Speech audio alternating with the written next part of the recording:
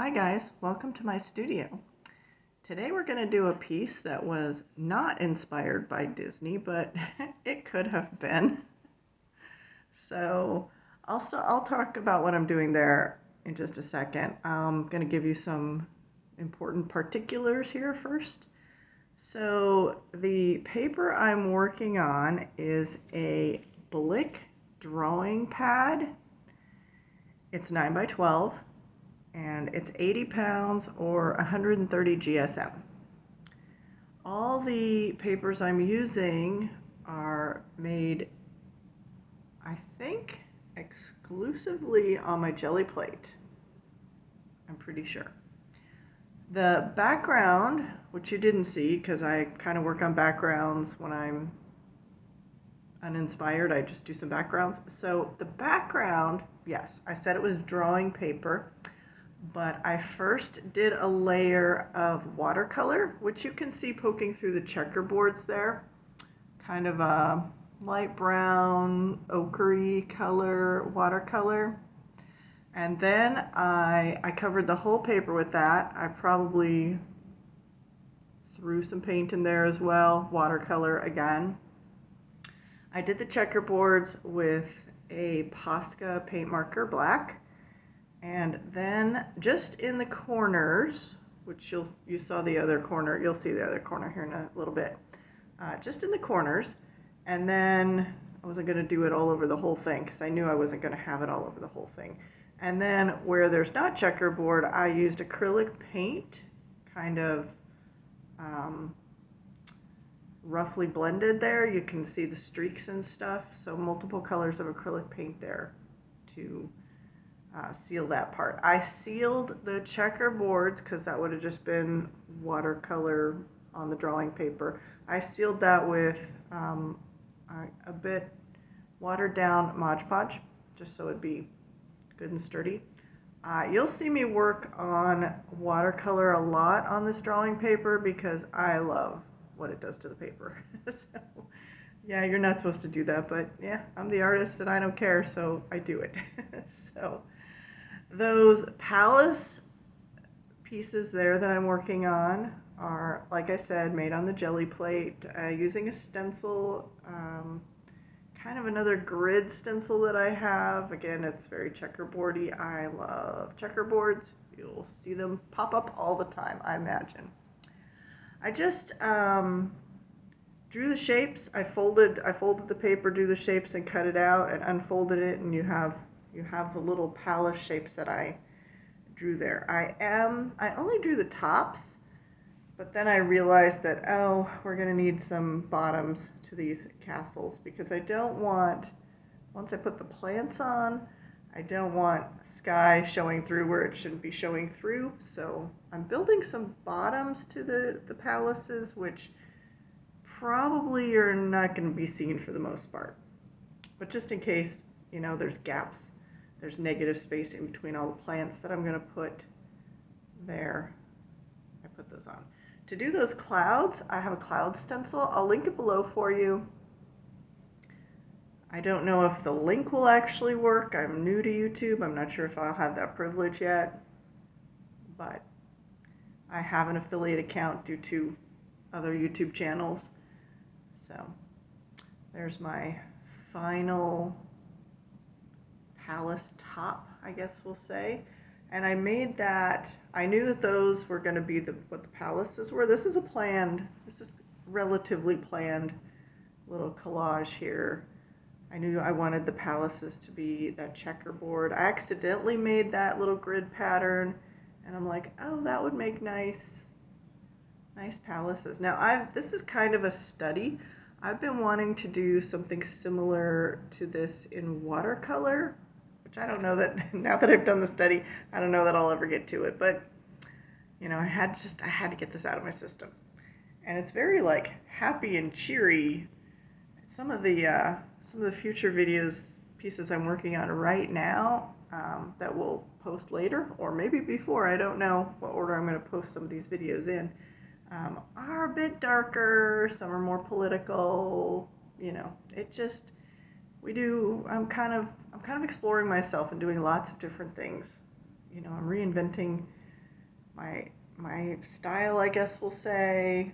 I was bored with what I was doing, for the last 20 years or something. So I'm in reinvention stage. And in this stage, I feel like I'm just going to do whatever I get called to do, and eventually we'll find ourselves again in a new, maybe art style. That's kind of where we are. So there, I was inspired to do the walls by this one stencil I have that's very Middle Eastern looking, and I thought that that would go with the whole theme. I figure elephants and palaces of this sort are kind of, in the India area, Middle Eastern area. I don't exactly know where. I haven't been to those places. Been to a lot of places, but not those places, so I'm not sure. I'm using that leaf to cover up a bit of a gap there. I knew I was going to put a leaf that went off the page there, so I didn't worry about making the bottom of that particular palace, as I had a layout in mind. I actually only have one leaf stencil, so all of these leaves or plants came from that one leaf stencil. I didn't realize that I only had sorely lacking in one leaf stencil. Mostly I have design stencils, because I lean towards design rather than representational art. So yeah, I tried to differentiate them by colors. So you'll see me moving around colors, like the leaf to the far right has yellow. I tried to mix up my greens and yellows and whites, and so that they would be differentiated in that way. That's why I'm auditioning different leaf shapes, plant shapes there. I'm trying to mix up the colors as best I can with the limited resources that I had there. Off to the side that you can't see, there's like a whole bunch of leafy plant shapes that I spent hours and hours cutting out because I didn't know which ones I would actually want to use. So I have a whole bunch left, and then I have a whole bunch of negative spaces of the leaf shapes, which I love, but unfortunately I'm not called to this green color very often, so they're probably going to sit in my collage stash a while.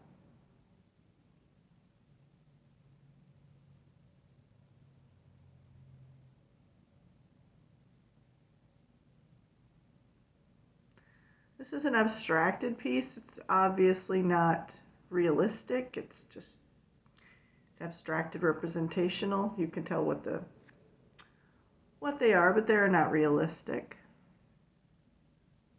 I'm not sure how much of my audience, has an art background, but abstract is a very large category. You have everything from pure abstraction, non-objective, which is stuff you can't tell. It doesn't look like anything. It's just lines, shapes, colors, textures, etc. And then you have things that are just abstracted a tiny bit. Sometimes we call that they're stylized. You definitely know what they are, but they're not realistic. Realistic is kind of saved for things that look close to a photograph, or, as close as the artist can get it to a photograph. So abstract is a very large category of style. It encompasses a lot of ways of doing things.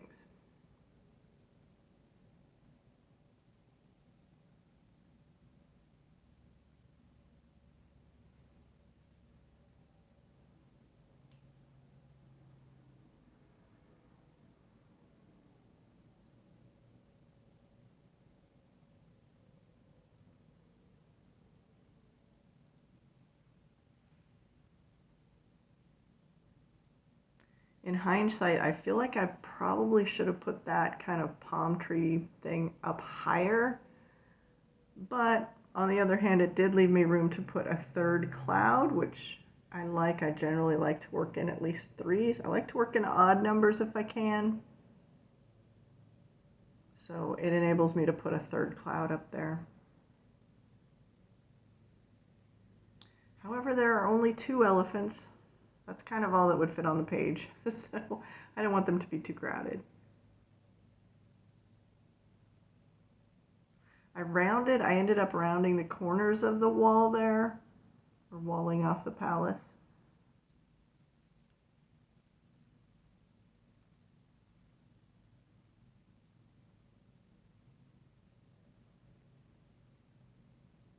I'm not sure why, but I felt like a rounded corner would be better there.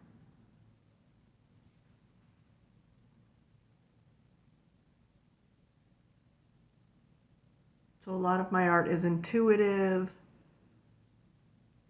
just go with the flow kind of thing. I plan things, but I don't over plan things. I just, have a basic idea and then I kind of go with it. As I talked about in another video, like I said, I don't know which order these videos are going to be put out in, but I talk about kind of art being alive, and I go into things with a loose plan, but then usually it has a mind of its own. It's alive. It's going to go in the direction it wants to go. You just have to allow the space for it to guide you there. You'll see that philosophy in action in the bottom right corner in a little while. I auditioned lots and lots of plants, and then I finally kind of found the right ones, I guess we'll say. And it happened like pretty quickly. Like I chopped off the bottom of a plant and then it kind of all came together in the bottom right corner. That's coming up in a bit.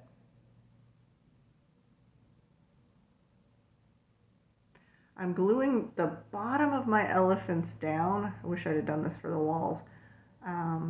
So that I can put the plants there and then fold the elephant back and see what they look like. That plant just fit perfectly right there. Happy accident. Ah, that's Bob Ross. He has influenced so many of us. I'm doing a couple of plants kind of upside down. I want them to feel like they're poking over the wall from behind.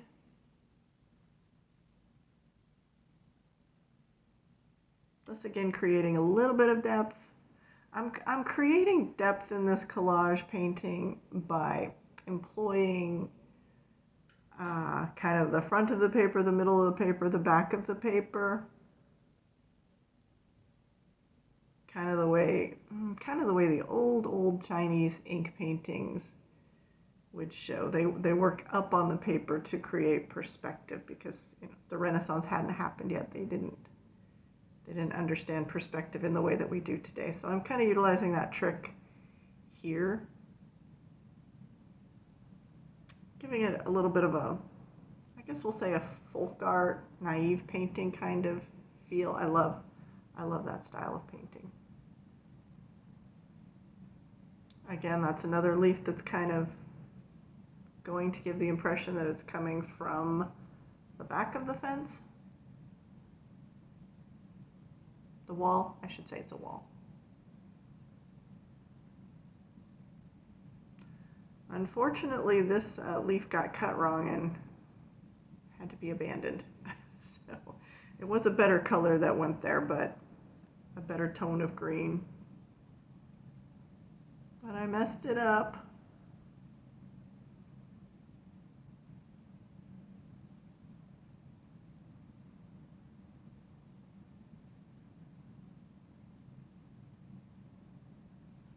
I keep raising and raising that leaf to get it in just the right spot.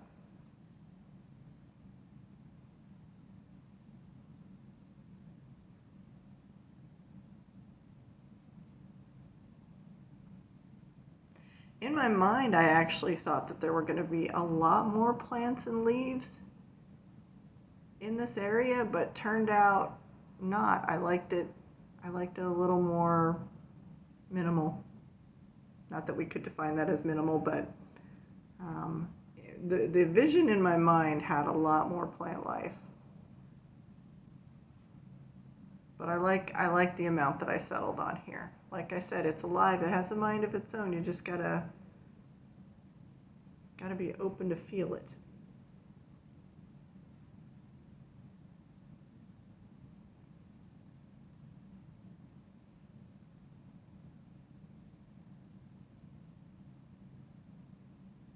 So this is the corner that I struggle with. I just don't know. What I'm going to use. And then surprisingly, I chop something and it just comes together super quickly. It knew where it wanted to go, but I had to figure it out.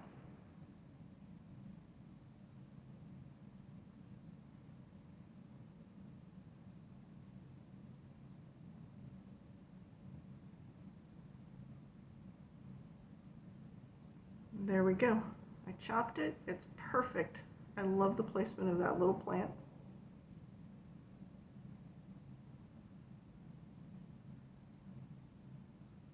And then I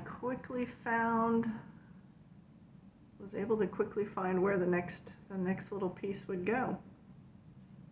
Okay, not that piece. We'll come back to the bottom right corner in a minute.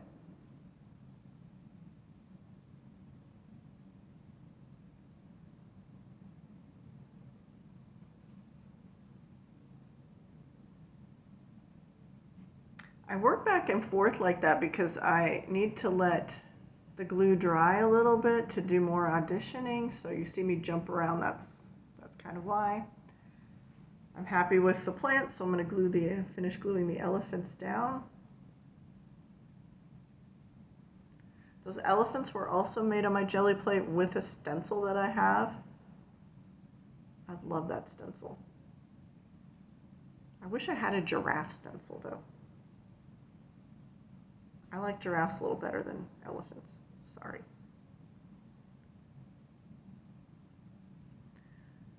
When I do the, sorry about my head there. When I do the finishing touches, I'll put the eye and the tusk and the ears on the elephants. You'll see that a bit later.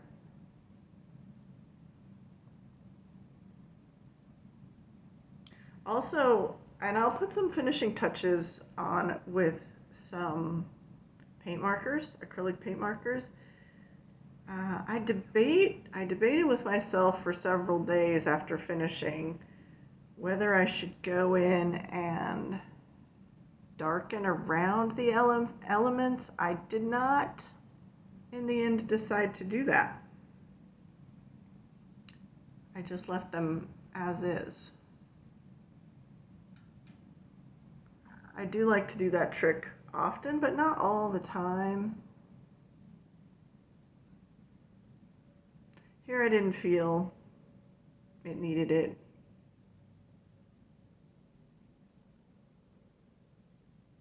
Which probably makes it seem more Disney-esque.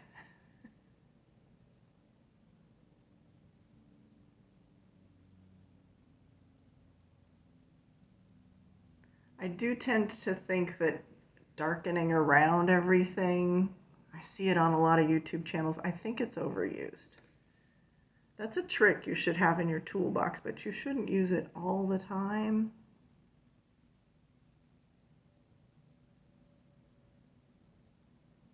Hopefully that makes sense and doesn't offend anybody.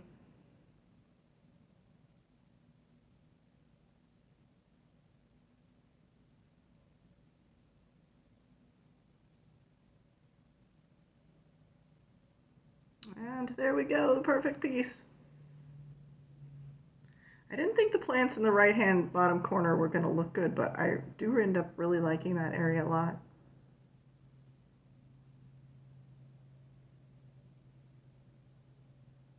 That's one of the reasons I thought that the top left corner also needed another cloud to balance out the bottom right corner. Plus, again, like I said, threes are always better. I find odd numbers to always be better than even numbers.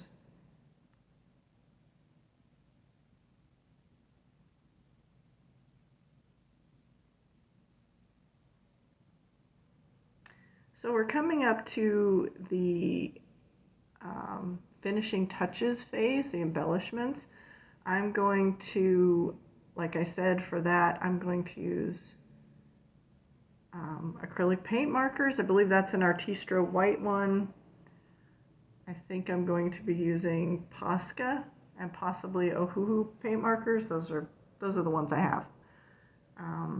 it is excruciatingly slow. You'll see this is sped up as much as the rest of the pieces are, except this is so slow. I do outline it twice because that's how you have to get, you know, your white opaque. And I put curly cues. I'm not going to show it all because, like I said, it's excruciatingly slow. I put curly cues and spirals, I guess, and highlight marks in the clouds. You'll see that.